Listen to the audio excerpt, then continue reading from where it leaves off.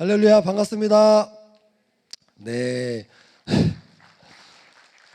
이렇게 힘문에서 예배드리니까 너무 좋은 것 같습니다. 이게 제가 판교에서 예배드리면요, 그 세련된 그 분위기 있잖아요.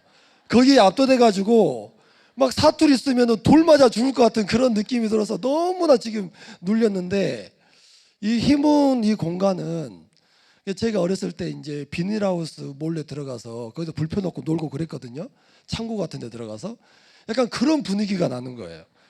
연기가 또 자욱하잖아요. 누가 불 지르는 것처럼. 너무 마음이 편합니다. 이곳에서 그래도 이곳 가운데 하나님의 은혜가 임할 줄 믿습니다. 저는 올해부터 희문 고등부를 섬기고 있는 김정태 목사입니다.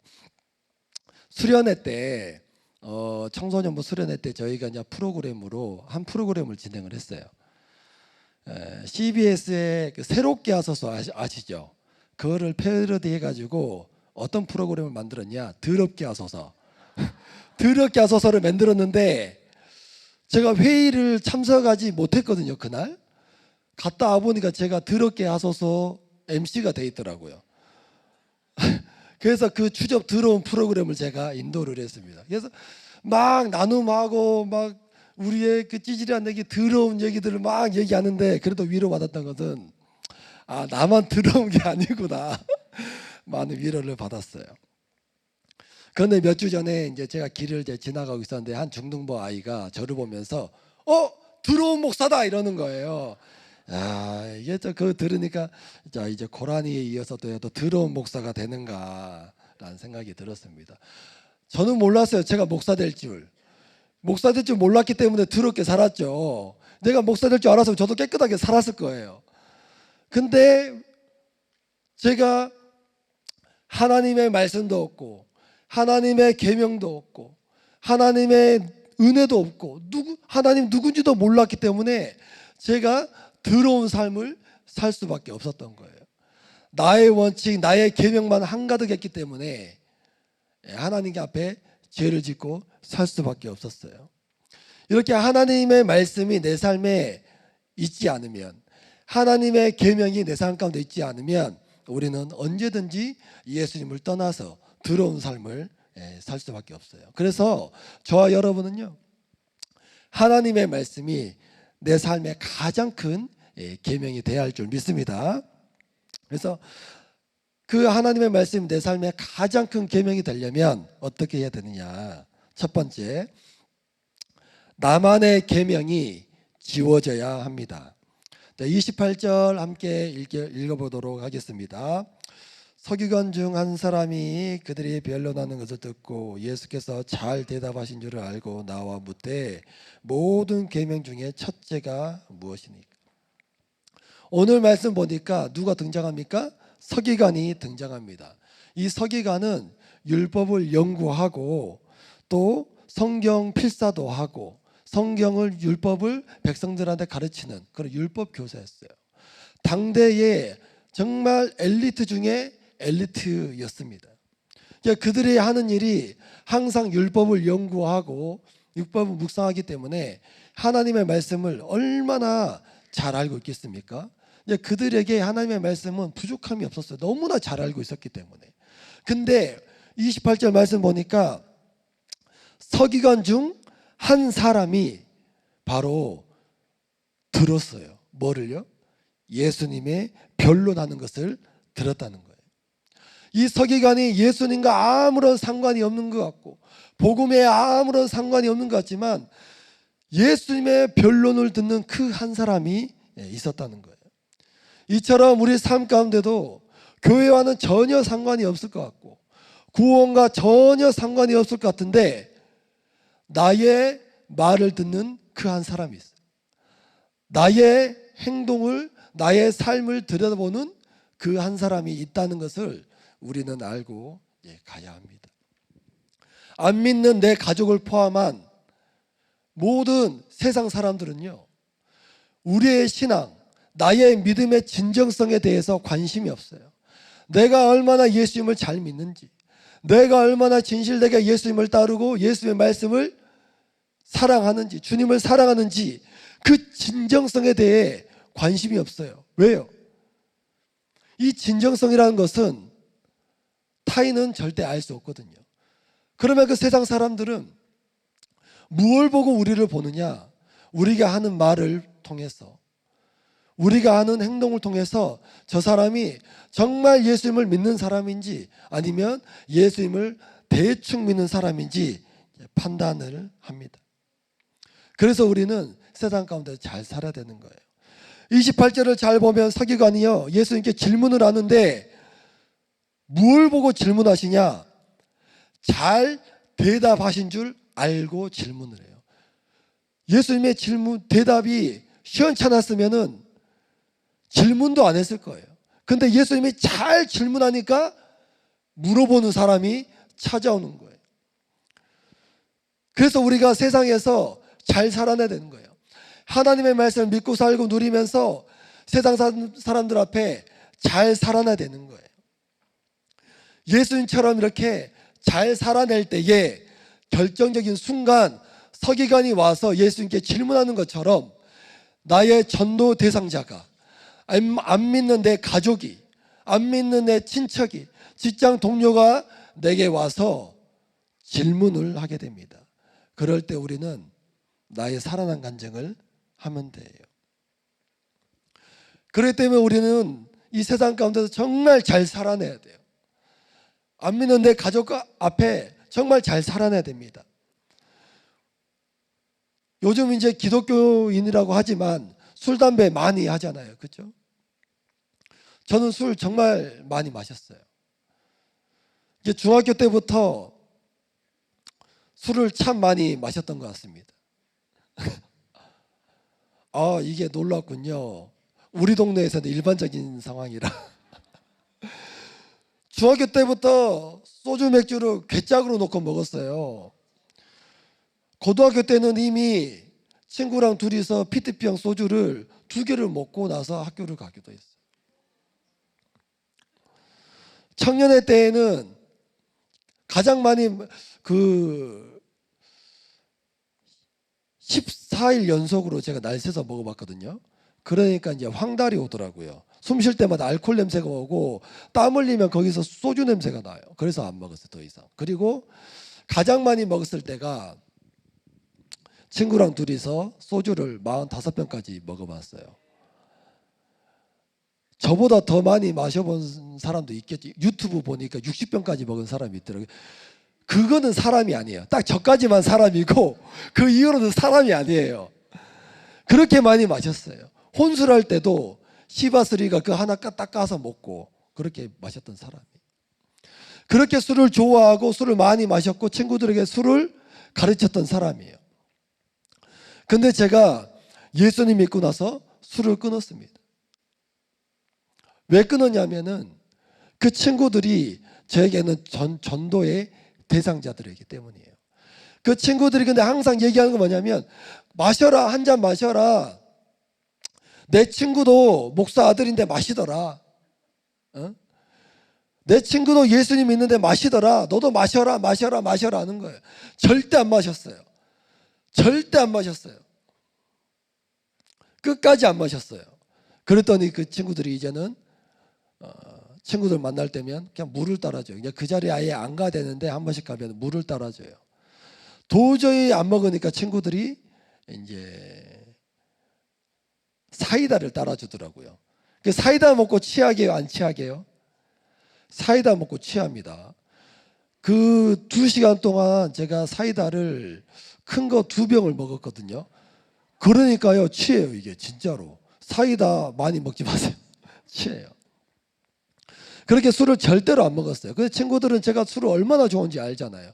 근데 안 먹으니까 나중에는 그 친구들이요, 너는 진짜 예수님 믿는 사람이구나, 이거를 인정을 해주더라는 거예요.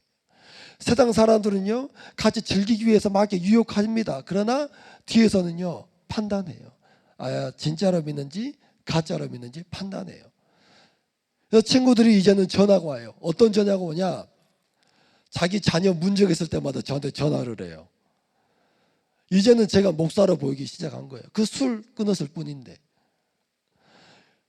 우리가 삶 가운데 있잖아요. 정말 잘 살아내야 돼요.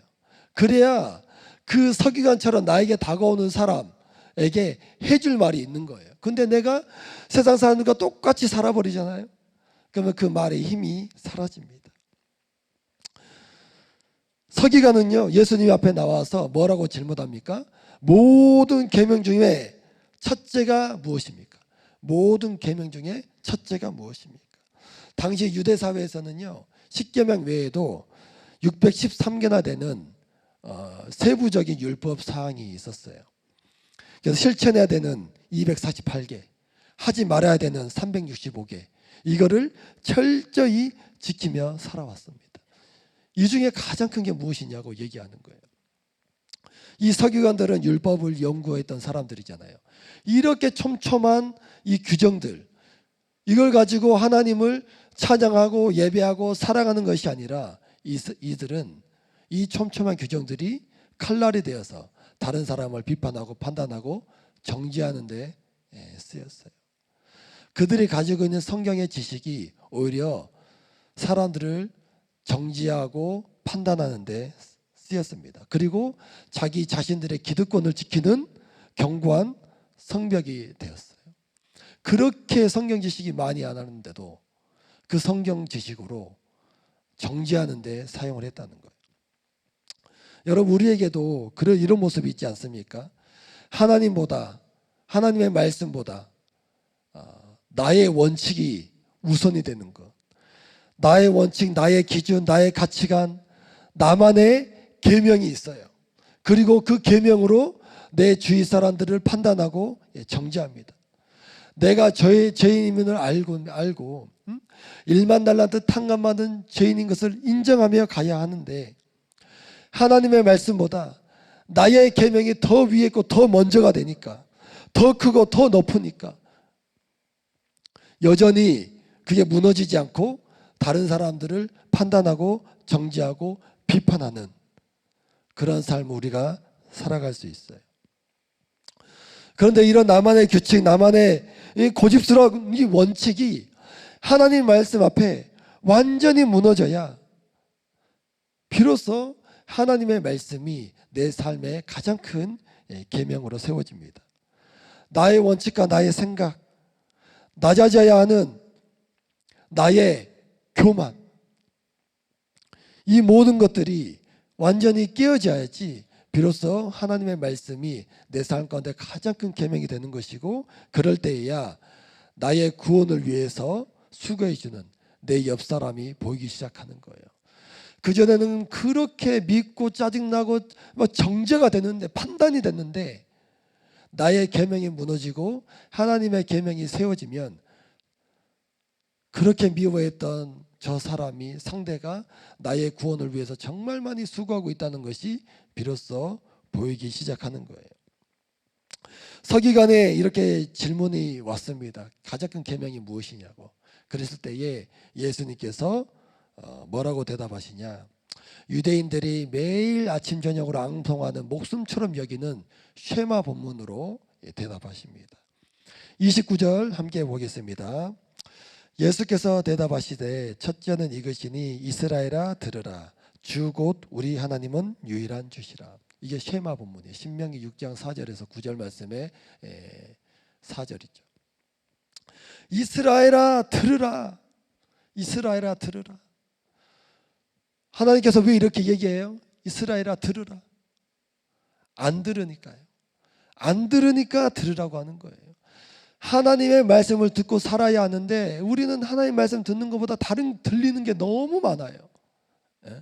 이 세상에서 잘되고 잘되는 것이 더 많이 들려요. 어떤 주식이 급등주더라, 어떤 부동산이 쭉 오른다더라. 세상에 잘되고 잘된 것이 더 많이 들려요. 하나님의 말씀을 듣고 살아야 하는데 우리는 하나님 말씀보다 다른 게 더 많이 들립니다. 주식 급등하는 그 주식 소식은 너무나 잘 들리는데, 나의 구원을 위해서 회개하라고 하는 목자님의 말은 왜 그렇게 듣기가 싫어요? 약 먹으라는 소리도 왜 그렇게 듣기가 싫어요? 내 기복을 위해서, 내 만족과 유익을 위한 소리는 너무나 잘 들리는데 내 영혼의 구원을 위한 소리는 정말 들리지 않습니다. 내 통장에 잔고가 비어가는 것, 이거 가지고는 정말 밤잠을 설치는데 내 영혼이 부패해져 가는 데는 귀를 닫아버려요. 그래서 하나님께서는 첫 마디가 바로 이스라엘아 들으라, 성도야 들으라, 아무개 집사야 들으라, 아무개 자매야 아무개 청년아 들어라, 이렇게 얘기를 하시는 거예요. 그러면서 가장 큰 계명을 말씀해 주세요.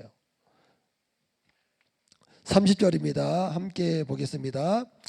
내 마음을 다하고 목숨을 다하고 뜻을 다하고 힘을 다하여 주 너희 하나님을 사랑하라 하신 것이요. 예수님은요 가장 큰 계명을 말씀하시는데 마음을 다하고 목숨을 다하고 뜻을 다하고 힘을 다해 하나님을 사랑하라, 이렇게 얘기를 하십니다. 하나님 사랑하기가 참 어려운 것 같아요. 그렇죠? 야, 하나님 사랑하는데 이 정도 이렇게까지 해야 돼? 라는 생각이 들어요. 마음을 다해 사랑하라고 합니다. 왜요? 마음을 다해 사랑하지 않으니까요. 자꾸 딴 마음을 품어요. 자꾸 딴 마음이 들어요. 또 목숨을 다해 뜻을 다해 사랑하라고 합니다. 왜요? 딴 뜻을 품으니까. 힘을 다해 사랑하라고 합니다. 왜요? 힘을 딴 데다 쓰니까. 예수님은 정말 정신적인, 육체적인 그 시간, 이 모든 것을 다해 하나님을 사랑하라, 이렇게 얘기하죠. 전인격적으로 사랑하라고 이렇게 얘기를 하십니다.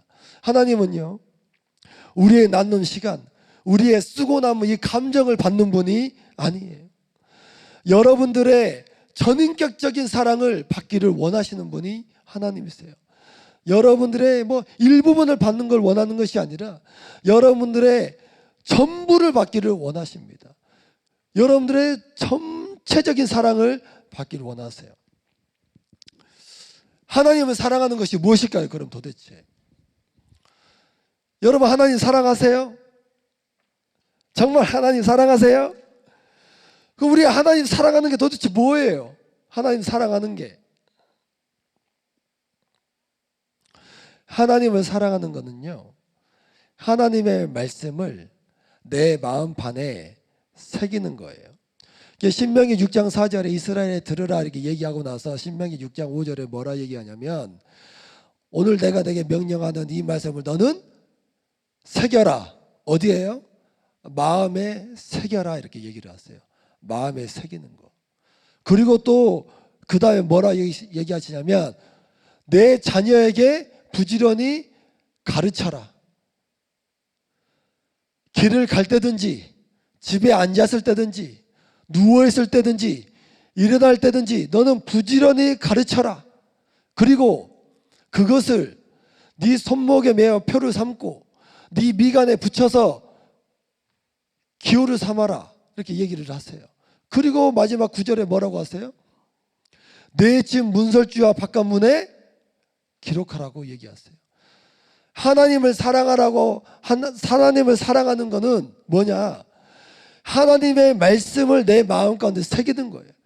하나님의 말씀을 내 마음 가운데 아로 새기는 거예요. 이게 하나님을 사랑하는 거예요.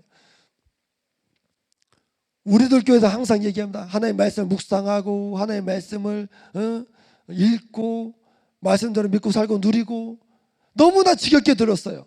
근데 이게 하나님을 사랑하는 것입니다. 이게 하나님을 다른 게 아니에요. 다른 게.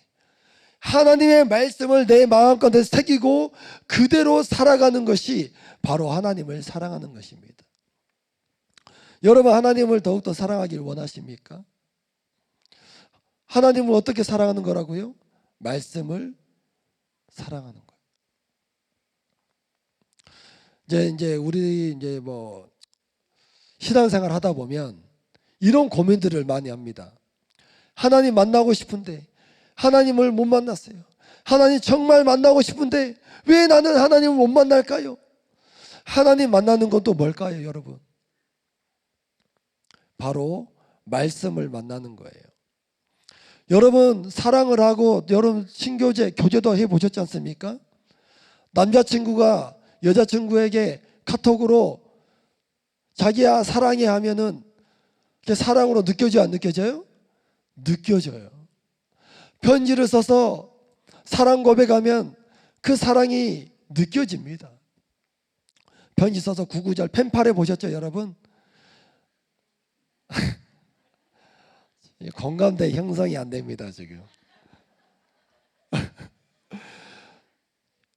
참 이 도시 사람들은 성가셔요. 펜팔도 못 해보고. 좌우지간에 펜팔을 해보면요, 제가 펜팔을 해봤는데 글로써 막 거시기가 어쩌고 저쩌고 이렇게 한다, 사랑하고 고백하고 막 다 됩니다. 이게 뭔 말을 드리고 싶냐면, 그리고 카톡으로 내 친구가 나한테 카톡으로 욕을 해요. 이 김정태 이 고라니 같은 인간아 하면서 뭐라 욕해요. 기분 나빠요, 안 나빠요? 나빠요. 이게 뭐냐면, 글에는 텍스트, 이 글에는 그 사람의 인격이 담깁니다. 그 사람의 인격이 담겨요. 그래서 카톡으로 누가 나를 씹으면 기분이 나빠요, 안 나빠요? 나빠요. 아유, 김정태 저거 참 촌스럽게 생겼다. 기분이 나빠요. 카톡으로 쓰면은. 그 사람의 인격이 담겨져 있기 때문에 기분이 나쁜 거예요. 글에는 뭐가 담긴다고요? 인격이 담긴다고. 인격이. 글에는 인격이 담겨. 그 사람의 인격이. 자, 성경은 누가 기록한 거예요? 성경은 누가 기록했어요? 나는 아니에요?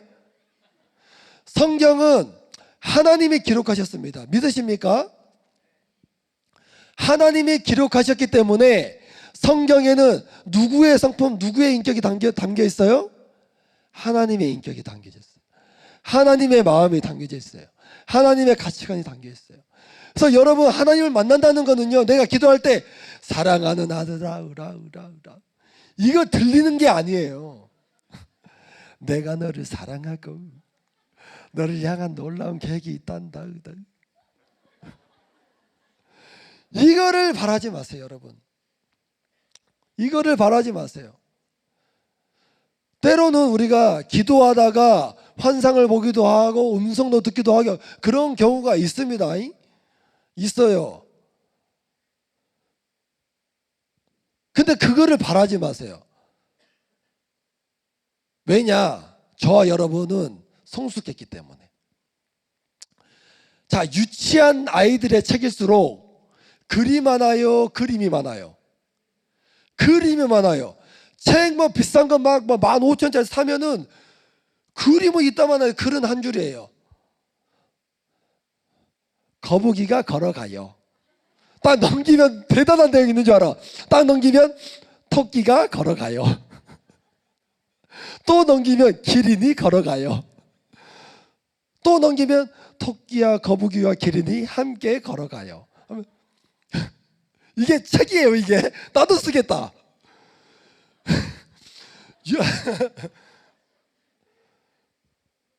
유치한 사람일수록 글보다 그림이 많아요. 저 같은 사람일수록 하나님이 설득이 안 되니까 많은 것을 보여주시고 체험케 해주시는 거예요. 근데 성숙한 사람일수록 책에 그림이 있어요, 없어요? 있어요, 없어요? 없어요. 대학교 책 그림 있어요, 없어요? 어른들도 책 그림 있어요, 없어요? 없어요. 그래서 여러분들이 읽기가 힘들잖아요, 그렇죠? 수준이 높은 사람일수록 글이 많다.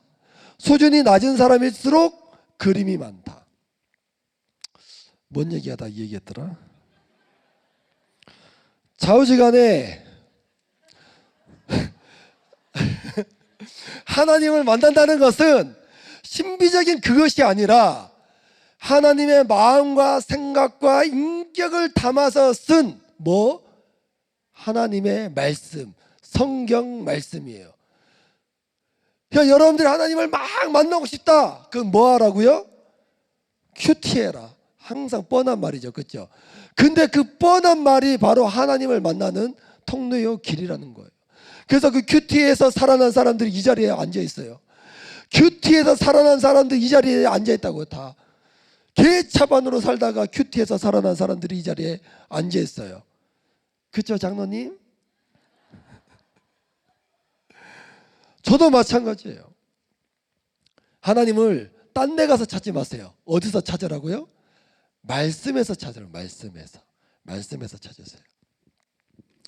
그래서 하나님을 사랑한다는 것은 이 하나님의 말씀을 풍성하게 묵상하고 그 말씀을 마음 가운데 새기고 오늘 내가 살아가야 할 말씀을 꽉 붙잡고 내가 하루를 살아가는 것입니다.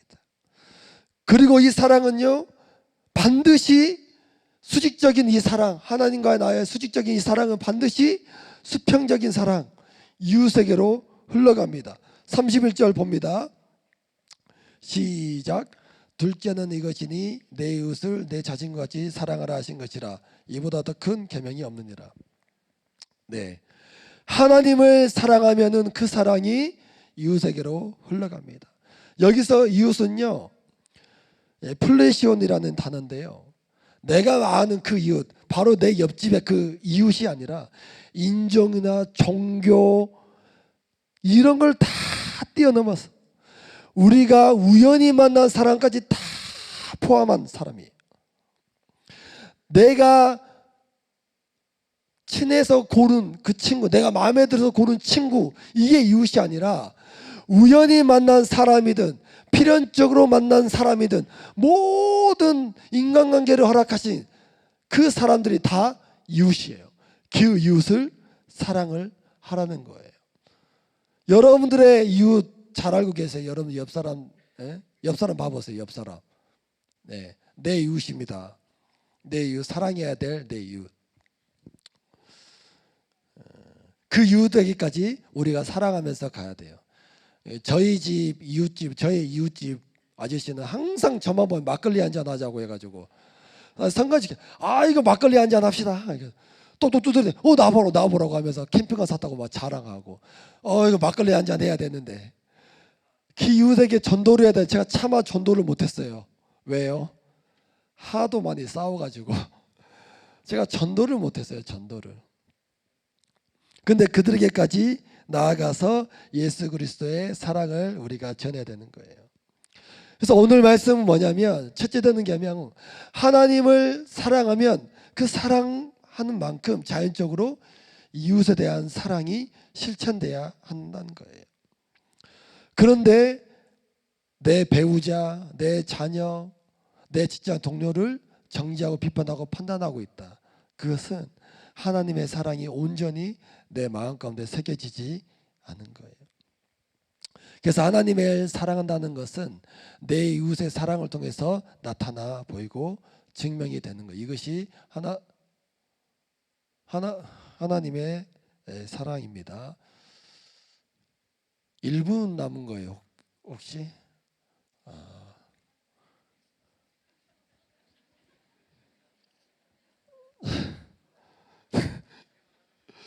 자,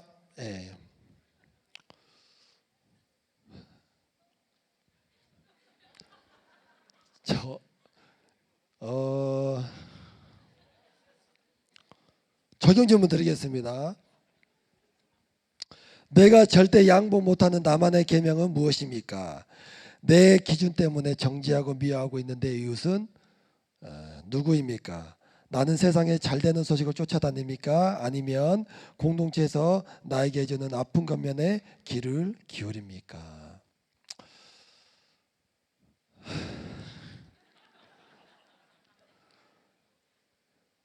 너무 압박하지 마세요. 벌써 악기팀이 올라왔어요. 둘째는요, 나만의 오름이 깨져야 됩니다. 나만의 오름이 무너져야 돼요. 32절 보세요. 서기관이 이르되 선생님이 옳소이다. 하나님은 한 분이시요 그 외에 다른 이가 없다 하신 말씀이 참이니이다. 예수님의 대답을 들은 서기관은 선생님이요 옳소이다 이렇게 얘기를 하는 거예요.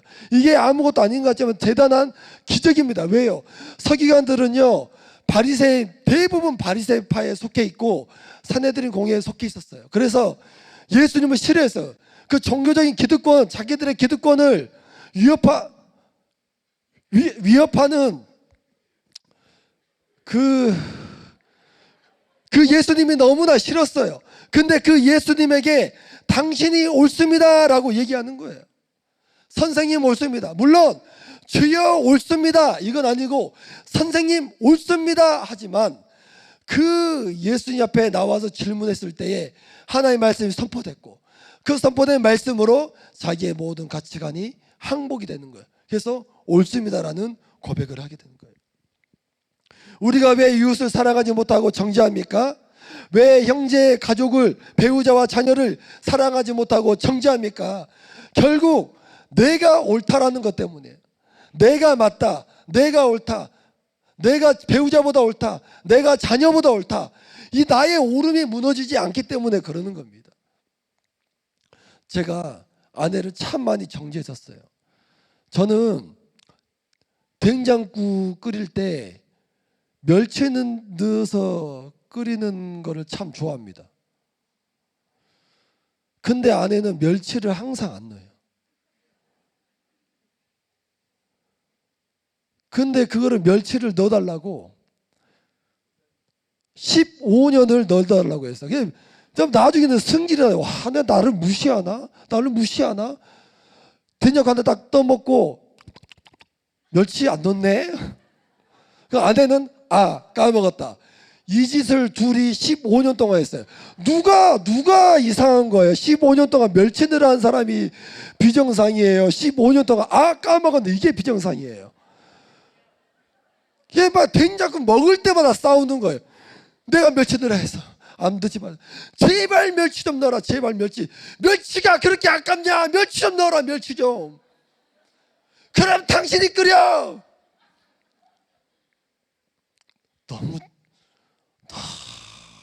너무너무 짜증나고 정죄가 됐어요.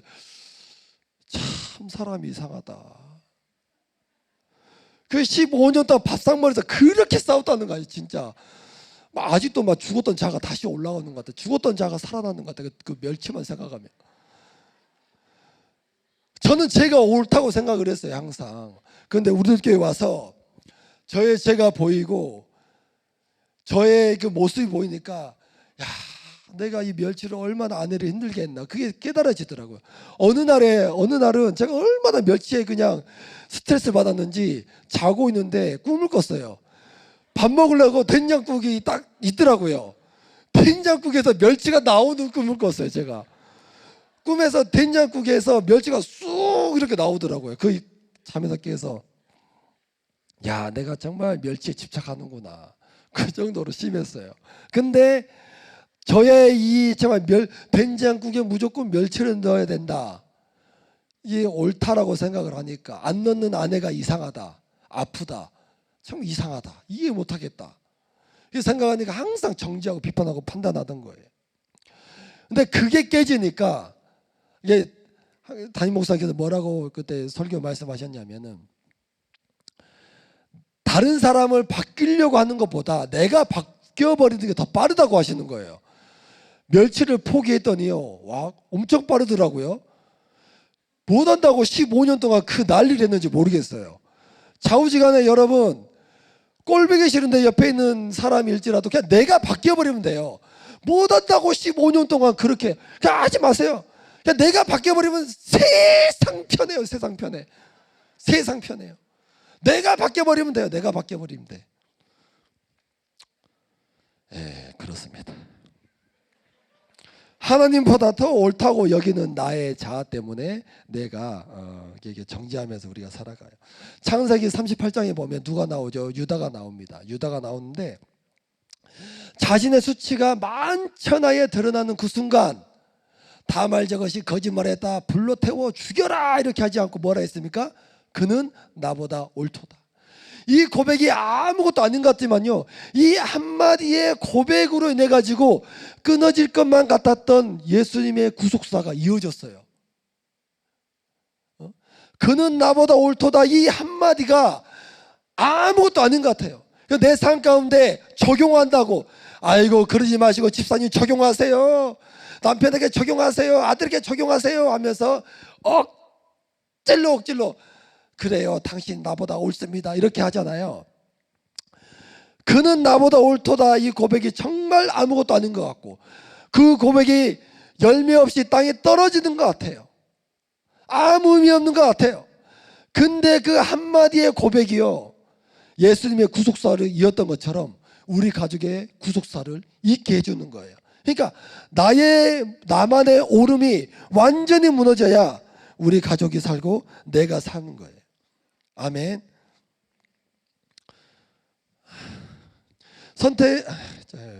저희 아들 얘기를 해주면은 저한테도 나의 오름이 있습니다. 저만의 오름이 있었어요. 김정태의 계명, 절대 담배 피우면 안 된다. 두 번째 계명, 절대 현질하면 안 된다. 이 두 가지를 하면은 집이 난리가 납니다. 그래서 아이들한테도 내가 너희들에게 술 먹는 거 이해할 수 있어. 오토바이 타는 거 이해할 수 있어. 학교 안 가는 거 이해할 수 있어. 담배 피우는 거는 절대 이해 못해. 이해할 생각도 없고, 이해할 마음도 없고, 이해할 계획도 없어. 그러니까 담배 피지 마라. 담배 피다 걸리면 낙지탕탕이야. 낙지탕탕만 조사버릴 거야. 낙지탕탕 아시죠? 넌 담배 피다 걸리면 낙지탕탕이야. 이해할 수 없어요. 담배 피는 거는. 왜냐하면은 저희 아버지가 큰 방에서 항상 담배를 피웠기 때문이에요. 그 말도 뭐 숨도 못 쉬겠어. 창문 열면은 문 닫아라. 보일러 아깝다. 문 닫아라. 그 너구리 방 돼가지고요, 담배를 그렇게 많이 피워요. 근데 텔레비는 또 봐야 되잖아요. 마지막 승부 봐야 되고, 질투 봐야 되고, 봐야 되니까 그 담배 연기를 마시면서 끝까지 버텼어요. 그러면서 아버지를 얼마나 정죄한지 몰라. 그래서 담배 피는 사람을 정말 저 이해를 못해요. 아직도, 지금도. 근데 저희 아들이 그렇게 담배를 피는 거예요. 와, 아들이 오는데 담배 냄새가 막 나요. 이해할 수 없어요. 그래서 그 담배 못 피하려고 막 뭐라 하고 두드러 패고 싸우고 뭘 해도 안 돼요. 그렇게 아들을 정죄했어요. 야, 목사 아들이 뭐냐, 담배 피우고, 너 이 청소년인데 담배 피우고 말이야, 너 그러면 안 된다 하면서 그렇게 정죄를 하고 비판하고 판단했어요. 나의 오름 때문에. 근데 어느 순간은 말씀 듣는데 그 생각이 들더라고요. 과연 누가 더 훌륭할까? 담배 빼고 다 해본 제가 훌륭할까? 담배 빼고 다 안 한 아들이 훌륭할까? 그 생각이 드는 거예요. 제가 청소년 때 아들만 할 때는 담배 빼고 다 했거든요. 왜 웃으세요? 근데 아들은 담배 빼고 다 안 했어요. 이거 누가 과연 옳은 것인가 하는데, 그때 저의 오름을 깨지는 거예요. 야, 어줍지 않은 담배 하나 안 핀 거 가지고 그것이 나의 의가 돼가지고 아들을 목졸라 죽이고 있구나. 100가지 수십 가지 그런 죄를 지었는데 단 하나 담배 안 피워봤다는 거, 담배 안 피웠다는 거, 그 하나로 아들의 목을 죽이면서 졸이면서 그렇게 내가 못 살게 하는구나.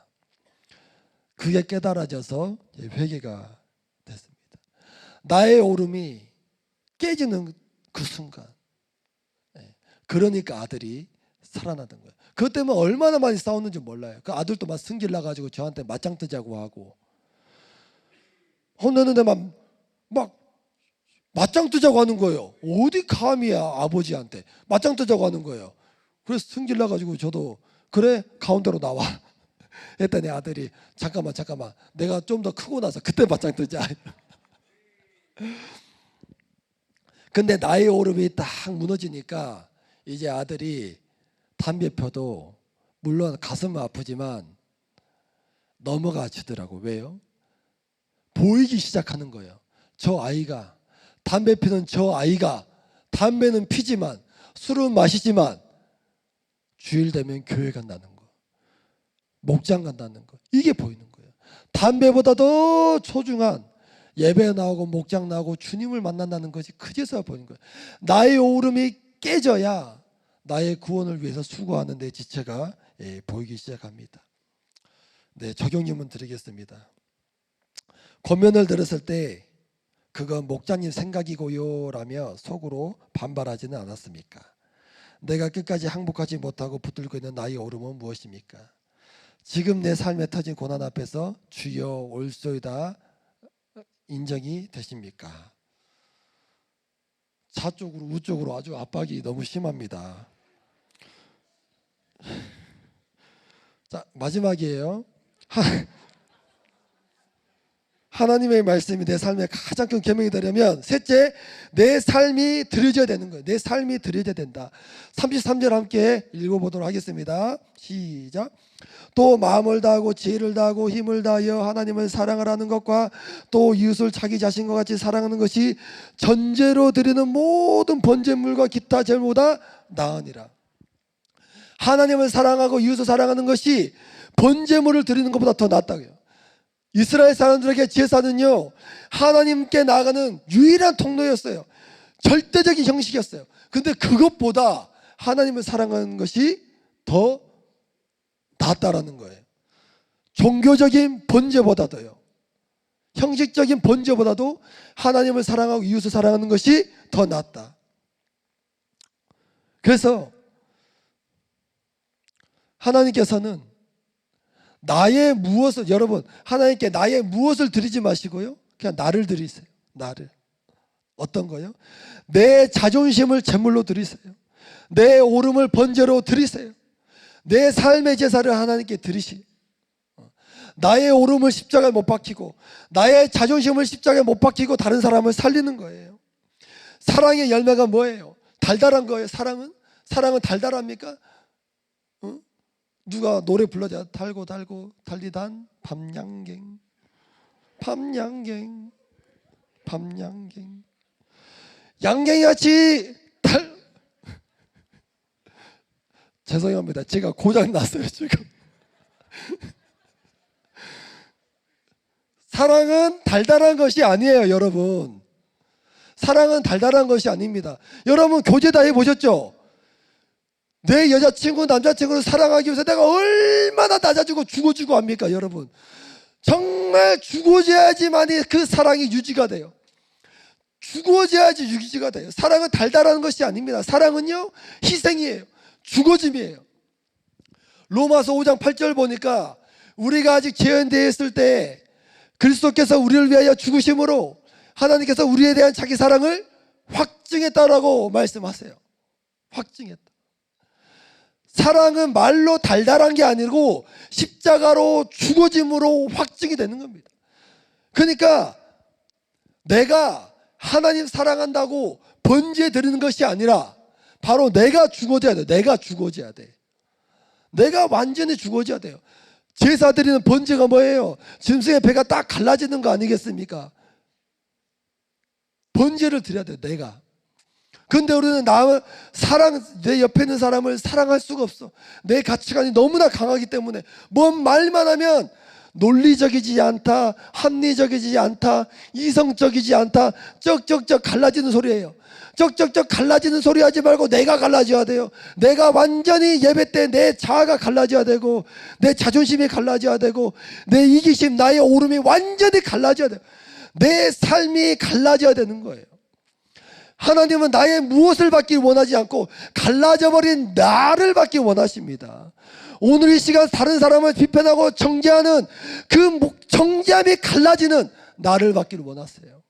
이기적인 나를 받기 원하세요. 이기적인 마음이 갈라진 나를 받기 원하시는 거예요. 그래서 여러분, 내 자존심 하나를 여러분 십자가 못 박아서 내 옆 사람을 살리십시오. 내 이기적인 마음을 못 박아서 내 옆에 있는 사람, 내 가족을 살리시기 바랍니다. 그럴 때 여러분 삶 가운데 정말 많은 놀라운 열매들이 맺고 나로 인해서 내 옆에 내 가족들이 살아나는 내가 있을 줄로 믿습니다. 네, 적용 질문 드립니다. 오늘 내가 하나님 앞에 제물로 잡아야 할 나의 종교적 형식은 무엇입니까? 오늘 내가 누군가를 사랑하기 위해 포기해야 할 나의 권리와 체면은 무엇입니까? 그것을 포기할 때 비로소 하나님이 기뻐하시는 번제보다 나은 제사가 시작됨을 믿습니까? 이 시간 찬양을 하고 우리가 함께 기도하도록 하겠습니다.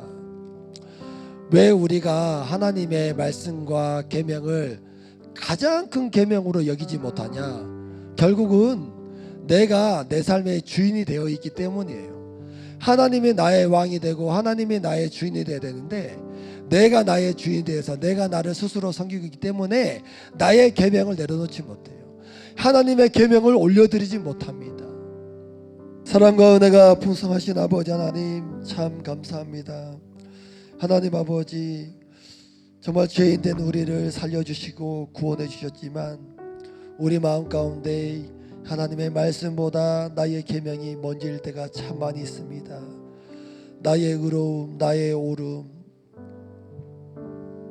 나의 경건으로 다른 사람을 비방하고 판단하는 것이 어찌 그리 많은지요.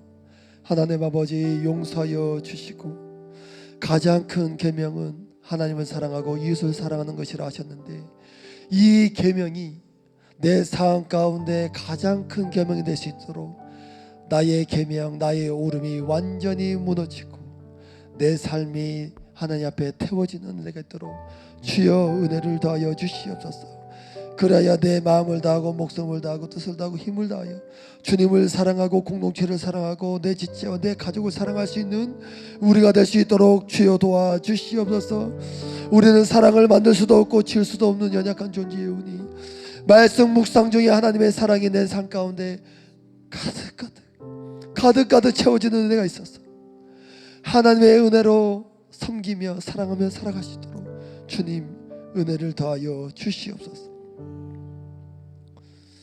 이제는 우리 주 예수 그리스도의 은혜와 하나님의 사랑과 성령님의 감화하는 역사 충만하신 은혜가 이제는 나의 계명을 다 내려놓고 하나님의 말씀을 나의 삶의 가장 큰 계명으로 올려놓기로 또 그 계명을 따라서 하나님을 사랑하되 목숨을 다해 뜻을 다해 마음을 다해 힘을 다해 사랑하기로 작정하는 우리 사랑하는 성도님들 위에 내 이웃을 내 몸과 같이 사랑하기로 작정하는 우리 공동체 위에 이제부터 영원토록 함께 있기를 간절히 축원하옵나이다. 아멘.